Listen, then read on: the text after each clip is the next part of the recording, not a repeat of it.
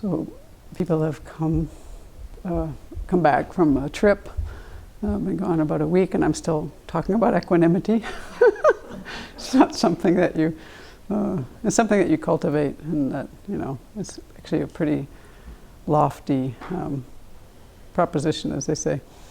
So we should have some kind of patience in trying to develop this, because it's going to take a long time, but it's definitely worthwhile. The more equanimous our minds are, the more peace we have in our mind. So that's quite wonderful.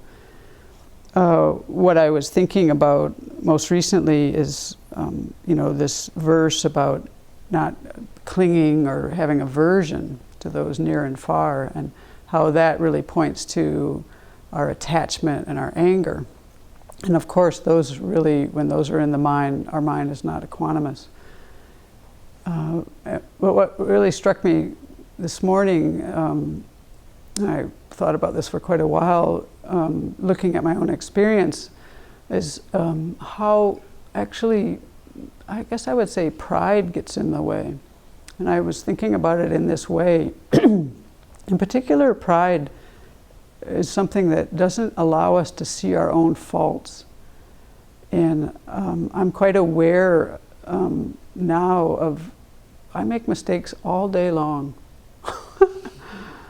And when I had a lot of lack of awareness about how I was holding these things.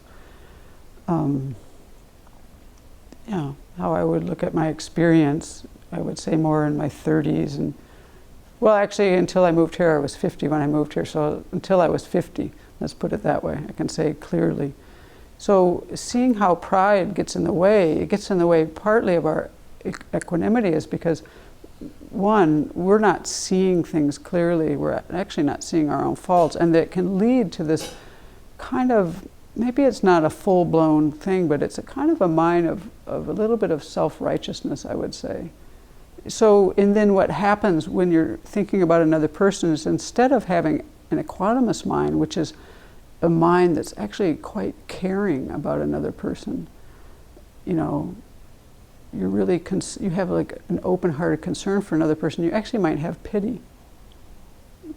And that really, I think years ago when we were listening to, or hearing some thoughts of Sister Teresa about pity, she said, we don't need to pity people, we need to understand them. And to me, this is where pride gets in the way, because you're holding yourself above in some way, and you're probably not aware of it. At least I would say this is how I have functioned at times. And so instead of really having what I would consider a feeling of open-hearted concern, I'm kind of holding myself maybe above the person, or could flip it to below, but this situation it feels more like above. And you're kind of feeling sorry for the person, in a way that has some pity in it. I don't think that's what I want to cultivate. I don't think that is the mind of equanimity.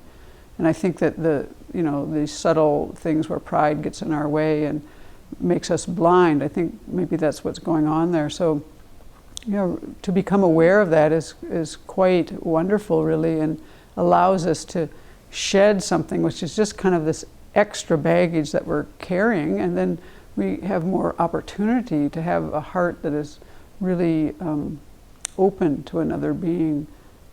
In this way, it would feel, I think, maybe more like a level playing field. I'm human, they're human. I want to be happy, they want to be happy. I'm suffering, they're suffering. My suffering looks like this, their suffering looks like that. You wouldn't really have pity in there, and you wouldn't have there would be no reason to have any feelings of superiority or inferiority, for that matter.